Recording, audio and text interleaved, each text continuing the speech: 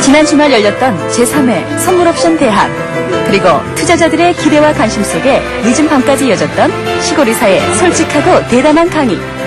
시골이사 고고, 투자자들과의 두 번째 만남. 소위 말하는 선물시장을 주도하는 논리는 아주 철저하게 기본으로 돌아가는 겁니다. 그래서 기본으로 돌아가서 이 사람이 주장하는 가장 중요한 것은 뭐냐 하면은 역시 제가 어제 목이 트지라고 이야기했던 볼린저 밴드의 유용성에다가 우리가 RSI, MACD, 스타캐스틱. 과거에 우리가 이제 그 고전적인 관념, 기본적인 관념의 볼린저 밴드다 그러면 철저하게 밴드에서 우리가 상단 매도, 중심선을 예를 들어 지지 내지 저항, 하단 매수, 이게 기본적인 볼린저 밴드의 고전적인 개념이고, RSI라는 것은 우리가 사실 과열과 침체를 나타내주는 지표로 생각을 하죠.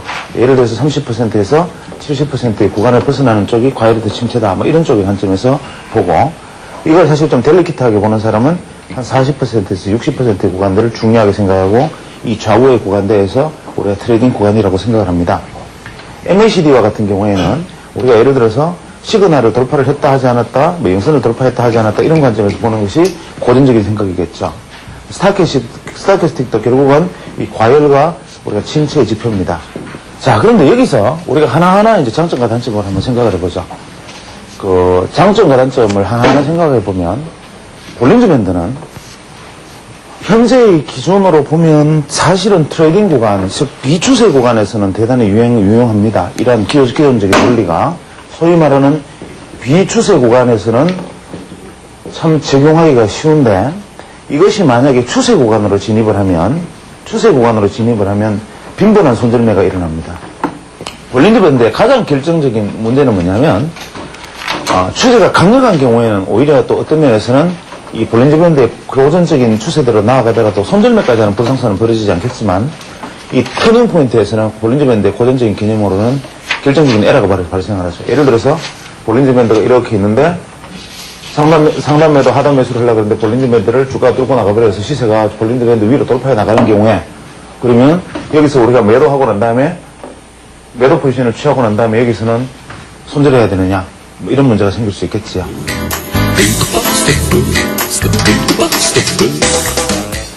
RSI는 기본적으로 과열과 침체를 나타내는 지표인데, 이 RSI를 과연 과열과 침체의 구간으로만 바라볼 수 있느냐? 왜냐하면 RSI는 기본 개념이 Relative Strength Index, 즉 상대적 스트렝스 힘의 인대 지표, 우리가 상대 강도력 지수라 그러죠. 이런 RSI 기본 개념은 뭐냐면 이 상대적이라는 말이 곤란하다 이거예요. 그래서 RSI 같은 경우에는 제일 또 우리가 단점으로 삼는 게 뭐냐면 힘의 세기. 즉 여기서 RSI의 힘의 세기는 상대적 힘의 세기지 이 절대적 힘의 세기가 아니다 이거죠. 이것을 어떻게 또 극복할 것이냐. 이게 기존 개념에 대한 의문입니다. MACD에 대한 기본적인 의문은 뭐냐면, MACD는 결국 사실 우리가 수렴과 확산이라는 주식 투자의 가장 기본적인 근본 논리에서 출발한 겁니다. MACD라는 것은 기본적으로 주가는 벌어지면 수렴하고 벌어지면 수렴한다라는 것은 그냥 불변의 진리지요. 기존으로 삼고 있는 평균선들이 멀어지면 그 평균선들이 다가갈 것이다라는 관점에서 우리가 지켜보는 것이 MACD 지표인데, 이 MACD 지표에서 가장 큰 문제점은 뭐냐면 소위 말하는 이동 평균선의 골든 크로스, 데드 크로스가 다를 바가 뭐 있느냐는 의문도 가질 수가 있습니다. 두 번째로 이러한 이격이라는 것이 내가 눈으로 봐도 사실 주가에서 확인이 되는데, 굳이 그렇다면 MACD로 따라가는 것은 무엇이냐. 여기서 우리가 출발하는 MACD라는 것은 기본적으로는 우리가 추세의 진입의 시점을 잡자는 것이 아니라 추세 변동성의 극단적인 움직임의 터닝 포인트를 찾아내는 지표로 활용해야 된다는 반성이 생깁니다. 매수, 매도의 매매 시점을 잡아내는 것으로 지표를 활용했지만, MACD의 가장 기본적인, 사실 주가의 가장 기본적인 건 뭐냐면, 주가의 대폭적인 확산을 위해서는 기본적으로 수렴을 거친다지 않습니까? 예를 들면 주가가 확산하려면 평균선이 모여서 수렴하고 그것이 다시 확산의 과정을 거침으로써 주가라는 것은 폭발적인 변동성을 가져오는 것이죠. 그렇다면 우리가 이동평균선을 끊어놓고 그것이 수렴되어 있는 걸 가지고 다시 움직이면 되지 않느냐라고 의문을 던지겠지만 그 경우에는 어느 시점이 그러한 어떤 변동성을 보여줄지를 실제로 모르고 그렇게 모여있는 이동평균선은 예를 들어서 이렇게 생각하죠. 241선, 121선, 61선, 21선, 5일선이 한 자리에 모였습니다. 이런 모여있는 이동평균선 중에 실제로 수렴 자체가 의미가 있는 것은 이 중에 한 2개 정도의 이동평균선일 겁니다. 이동평균선이라는 것이 수렴이 되어 있어도 그 수렴에 의미가 있는, 이 구간대에서 의미가 있는 수렴이 있고 이 구간대에서 의미가 없는 수렴이 있습니다. 예를 들어서 내가 보고자 하는 시세의 폭이 정해져 있단 말이에요. 사람은 누구나.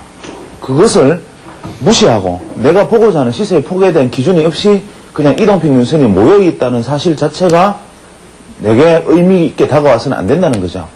그러니까 내가 보고자 하는 시세의 마디에서는 어떠한 이평과 이평의 수렴이 중요한가라는 것이 대두됩니다. 그래서 MACD의 가장 큰 강점은 우리가 지표값을 내가 설정해 주는 것, 내가 보고자 하는 기간에서 보고자 하는 지표값을 내가 설정을 해서 그것이 모여지고 벌어지는 확산과 수렴의 시점을 찾는 것이기 때문에 MACD의 기초 개념은 뭐냐면 이 수렴과 확산의 터닝포인트, 즉 MACD가 영선에 도달했을 때 영선에서 상방향이다 하방향이다가 중요한 게 아니라 상승 추세의 방향, 하락 추세의 방향에서 조정 이후에 재상승을 보여주는 폭발적인 3파동의 상승 구간이나 3파동의 하락 구간을 의미하는 것이죠.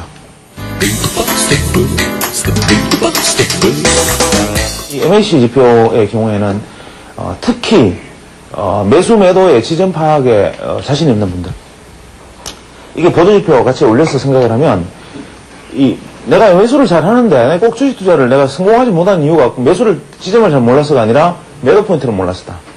어떤 진입 시점을 잘 하는데 청산 시점을 내가 잘 몰랐었다라고 판단되는 분들은 이 MACD 지표를 상당히 활용을 많이 할 필요가 있습니다.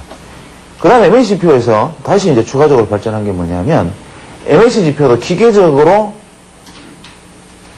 진입과 청산의 포인트는 잘 알려주는데 항상 주식에 있어서 가장 역사적인 화두, 주식이든 옵션이든 선물이든 가장 큰 화두가 되는 소위 말하는 터닝 포인트, 이놈을 어떻게 할 수 있는 방법이 없나, 여기에 대한 반성들이 또 생깁니다.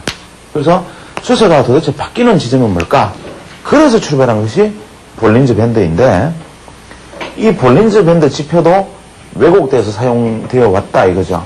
어떻게 왜곡돼서 사용되어 왔느냐, 그게 표준 편차를 담고 있어서 주가가 이렇게 따라 움직이니까 매수 매도의 기계적인 매수 매매 반복으로 사용해 왔는데 그렇게 반복으로 사용해 오니까 예를 들어서 밴드가 이렇게 오다가 주가가 이렇게 도달을 하면 원래는 매도해야 되는 것인데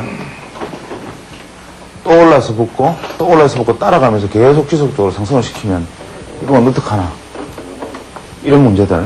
그 다음에 주가가 변동성을 돌파해가지고 여기서 타고 올라가면 어떡하나, 이런 문제들. 그래서 이것을 오히려 좀 더 적극적으로 활용해 볼 수 있는 방법은 없을까라는데 이제 의문은 출발을 합니다. 그러면 볼린저 밴드라는 것은 축소된 밴드가 변화의 모습을 보이려는 그 시점이 뭘까?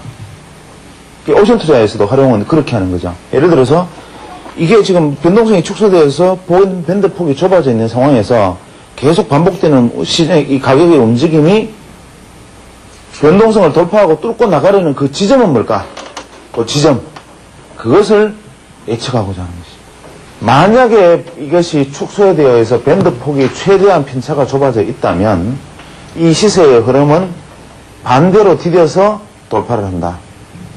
예를 들면 현재 우리가 확률상으로 한 75% 정도 확률로는 주가가 이동하기 위해서는 반드시 반대로 디뎌서 움직여 가더라라는 것이 볼린저 밴드를 연구한 사람들의 표적입니다. 그래 예를 들어서 수렴된 주가가 돌파하는 것처럼 보이는 구간의 반대 방향으로 돌파할 확률이 높기 때문에 사실은 변동성 수치를 한다는 건 대단히 유용하고, 이것이 선물시장에서는 그렇게 해서 반대로 나간 것이 밴드 폭을 돌파를 했을 때 이것을 확인을 했다라고 얘기합니다. 그래서 밴드의 기본 개념은 뭐냐면 밴드 상단선 매도가 아니라 밴드 상단선 돌파를 변동성의 변화로 보는 거죠.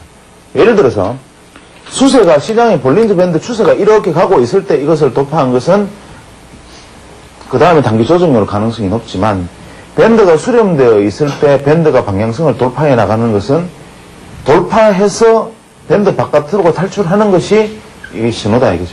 그 앞에 이것이 반대되는 도움닫기 움직임이 보여졌을 경우에 더욱더 신뢰를 높일 수가 있고 이러한 어떤 현상들이 시장에서 보여질 때 의미가 있는데 이때 볼린저 밴드의 기존 중심값이 크면 클수록 신뢰도는 높다. 그래서 밴드 폭을 돌파해서 나아갈 때는 밴드 돌파의 의미를 가지려면 이 밴드의 기간이 크면 클수록 신뢰성은 크다. 이렇게 얘기를 합니다. Big Bucks, the big bucks, the big bucks.